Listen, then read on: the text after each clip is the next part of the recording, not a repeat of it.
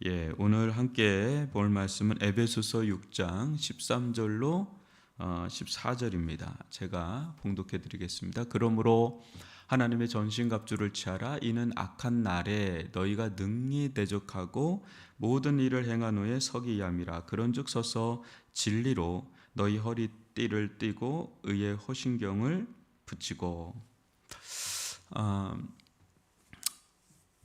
오늘은 하나님의 전신갑주를 취하라라는 제목으로 함께 말씀을 나누도록 하겠습니다. 여러분, 요즘에 러시아 우크라이나 전쟁이 또 다른 국면으로 들어갔다, 이런 뉴스들이 계속 연일 나오고 있죠. 이제 서방 세계가 러시아에 대해서 방어하는 수준이 아니라 이제는 공격을 해서 완전 퇴출이다라는 이런 얘기들이 계속해서 나오는데, 미국에서도 거의 42조에 해당하는 그걸 추경 예산을 지금 바이든 대통령이 이렇게 신청했다고 제가 좀 이렇게 보게 됐는데, 그러니까 이 전쟁을 우리가 좀 보면서 되게 우려가 많잖아요. 지금 아프리카 쪽이나 이런 데는 이 우크라이나 쪽에서 상당 부분을 식량 공급을 하기 때문에 이게 도미노 현상이 일어나요. 원자재에서부터 식량 안보라 그러잖아요. 요즘에는 이제 이런 부분들이 세계화 시대에서는 되게 연결고리가 굉장히 강력하지 않습니까? 지금 우려가 오히려 제3세계에서 더 터질 수도 있는 상황이 벌어지는 거죠. 근데 이렇게 보면은 러시아가 생각보다 약하다 이런 얘기를 하는 이유가 있지 않습니까? 그리고 우크라이나에 대해서 막대한 지원을 하는 이유들, 이런 걸 보면 이 전쟁이라는 게 이게 제가 볼 때 하여튼 인간사에서는 최정점인 것 같아요. 무슨 많은 일을 하지만 가장 최정점이 결국은 마지막은 전쟁이라 하잖아요. 그러니까 거기까지 안 가야 되는 건데 끝은 전쟁입니다. 그리고 그 중에 이제 양당 간 이제 뭔가 결정이 나야 되는 건데, 우리나라도 지금 아직까지 휴전 상태지, 그죠? 완전 종전이 아니지 않습니까? 이제 그러다 보니까 이런 게 남일이 아닙니다. 근데 영적인 부분에서도 이제 전쟁이 이루어지죠. 전쟁이 이루어지는데 생각보다 우리가 이 전쟁에 대해서 그렇게 감각이 그렇게 있지 않습니다. 그냥 교회는 그냥 평안하고 또 위로가 되고 또 사람들도 너무 좋고 이러다 보니까 이런 영적 전쟁이다, 하나님의 전신갑주를 취하라 이러면 좀 크게 와닿지가 않아요. 이제 그런 게 있으면 모르는데 그렇게 우리가 겪을 일들은 아니라고 보는 거죠. 그런데 사도 바울의 에베소서가 교회론이 가장 잘 나와 있는 게 에베소서인데, 거기에 지금 마지막 6장을 시작하면서는 전체가 다 영적 전쟁을 준비하라, 그거에 대해서 이야기를 이제 말씀을 하고 있는 거예요. 이제 그렇게 본다면 교회는 전투하는 교회예요. 그래서 요한계시록에 나타나는 교회로는 전투하는 교회, 승리하는 교회. 전투하면 많은 사상사도 나고 결국은 근데 승리한다. 그래서 지상의 교회는 전투하는 교회로 나와 있고요. 요한계시록을 보면 천상의 교회는 승리하는 교회로 나와 있습니다. 결국 우리는 승리하는 교회로서 나타나겠지만 지상에 있는 동안 성도들은, 교회는 엄청난 치열한 전쟁, 공방전을 치르고 있어요. 그럼 우리의 적은 누구냐?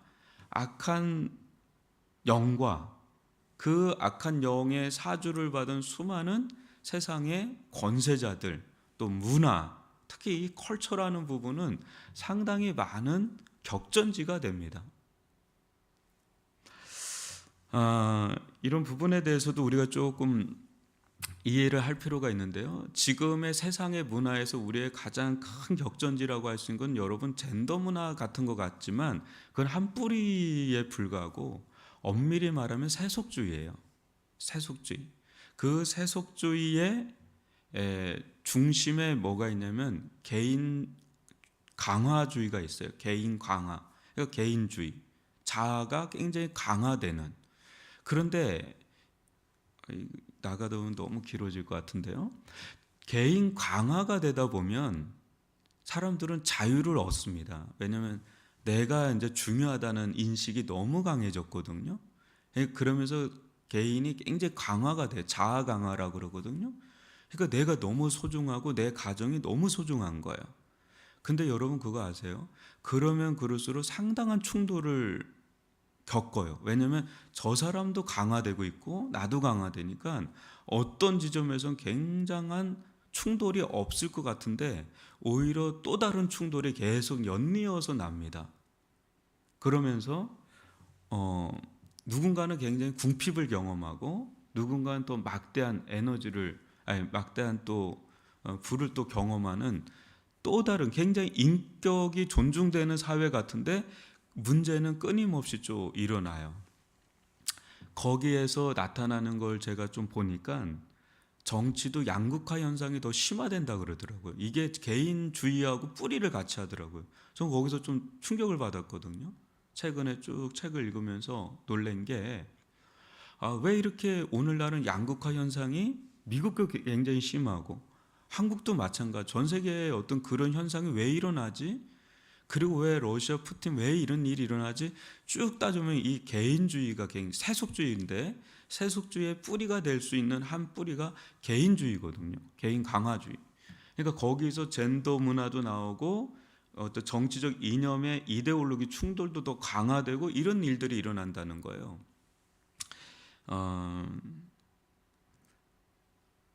그런 속에서 이 세속주의는 교회에도 영향을 미치는 거죠.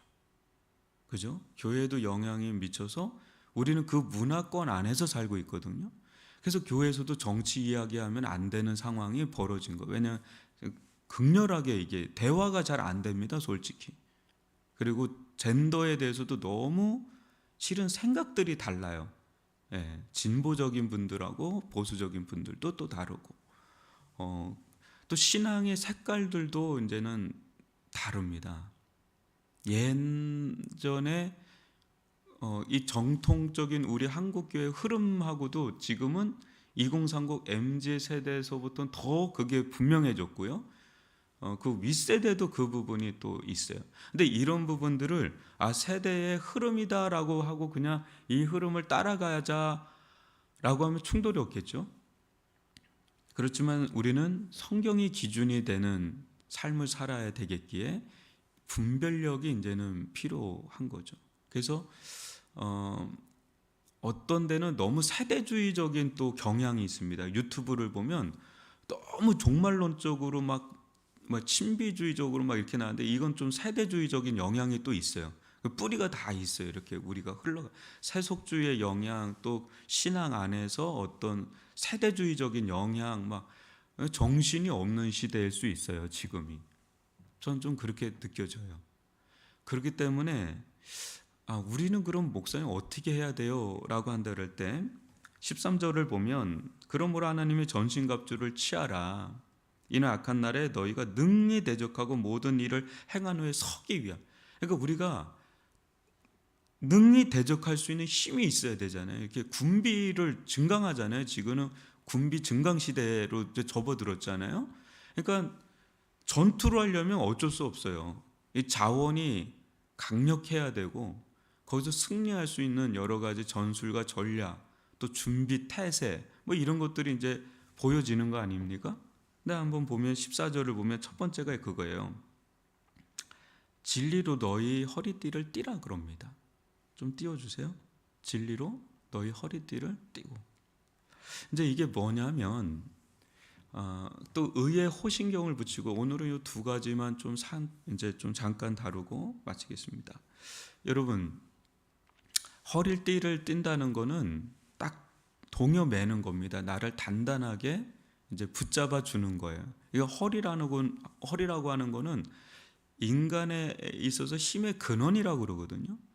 그러니까 하나님께서 야곱을 칠 때 이제 그 허리 쪽을 친 겁니다.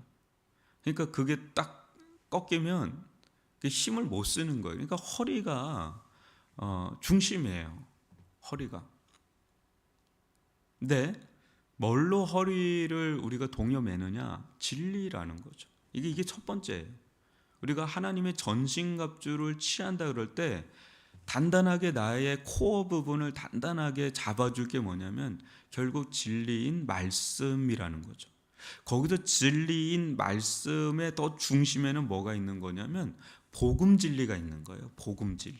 그러니까 예수가 진리고 예수의 복음이 진리예요. 물론 하나님의 말씀이 진리지만 거기서 우리가 더 굳게 우리의 허리띠를 딱 동여매야 되는 게 뭐냐면 진리 되시는 예수 그리스도, 또 진리인 예수의 복음입니다. 네.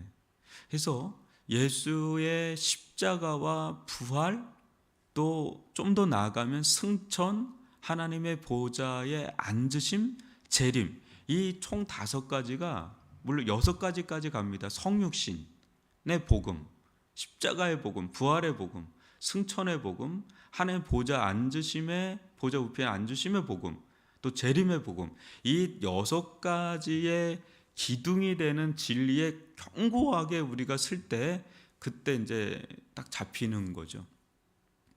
또 하나는 조금 더 나아가서 의의 호신경을 붙이고라고 하는데 이 호신경이라는 건 내 여기를 가슴을 보호하는 거예요. 내 의의 호신경이라 하죠. 여기서 의라는 것은 그리스도의 의라는 거예요. 여러분 우리 마음은 어느 때 확 무너져 내릴 때 있죠. 사단이 우리를 공격할 때 가장 공격하는 루트 중에 하나가 뭐냐면 정죄예요. 정죄감이에요. 정죄감.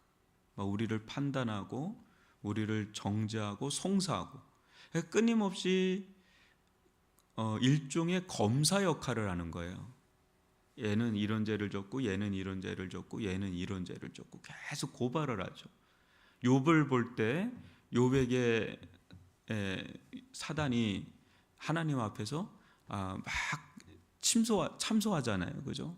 참소하는 자라는 뜻이에요. 사탄이라는 뜻 자체가. 그러니까 그런 거를 할 때 우리는 한없이 마음이 막 무너져 내립니다. 왜냐하면 없는 사실이 아니니까 거기에 우리는 진단 말이에요. 사탄의 이 참소에 이길 사람이 없어요. 엄청나게 우리를 고소, 고발, 참소, 막 정죄 막 한단 말이에요. 그러면 거기에 막 짓눌리면 이 마음이 확 무너져 내려요. 그때 우리를 보호해 줄 수 있는 게 뭐냐면 그리스도께서 나를 위해서 십자가에서 대신해서 모든 죄와 형벌을 다 감당했다는 그리스도의 의의 복음이죠. 그리스도의 의. 그게 우리의 마음을 그래 나 그런 자다. 그래 나 그런 자다. 부정하는 게 아니라 막 죄를 진 사람들 대부분의 특징이 여러분 뉴스에 보면 굉장히 부정합니다. 한 사람도 인정하는 사람 없어요. 예, 맞습니다. 저는 그런 죄를 졌습니다. 이렇게 하는 사람 없어요. 굳고 부인은 그런 적 없다. 난 기억이 안 난다. 막 다 그래요. 근데 한참 조사하면 마지막에 이제 풀이 꺾인 사람들은 제가 잘못했습니다. 제가 그랬습니다. 이게 이제 이때부터가 실은 회개거든요. 그래서 사탄이 막 공격할 때 막 우리 저항하지 말고 그래 나 그런 자다. 그래 나 그런 자다. 그래 나 그런 자다. 인정하는 거죠. 그리고 나서 그런데 변호사예요. 예수님은 탁월한 변호자세요. 우리를 변호하시는 거예요. 그런데 예수님께서 나의 죄를 네가 그렇게 정죄하는 그 죄를 예수님께서 다 감당하셨잖아. 그게 십자가잖아. 십자가는 불완전한 게 없어. 그분은 완전하셔. 그분의 십자가도 완전하셔. 그분께서 나에게 완전한 의를 허락해 주셔서 난 그걸 붙들 뿐이야. 난 그걸 자랑할 뿐이야. 난 그것만 의지할 뿐이야. 나는 그런 자야. 그런데 예수 안에서 나는 완전한 자야. 난 용서받은 자야. 그게 이제 의의 호신경이 된다. 그때 이제 당당해지는 거죠. 예수 안에서 이제 당당해지는 거죠. 그것이 나를 보호해 주는 것이고 그것이 일단은 싸움의 기초가 되는 거예요. 공격하기 전에 수비가 돼야 되잖아요. 그죠? 뭔가 나를 보호해 줄 수 있는 보호 장비들이 필요한데 가장 중심에는 진리의 말씀이 있는 거고요. 거기에 의의 호신경이 내게 딱 붙어 있을 때 그때 일어설 수가 있어요. 엄청난 사탄의 공격이 있고 엄청난 세상의 공격이 있을 때 우리는 하염없이 그냥 다운됩니다.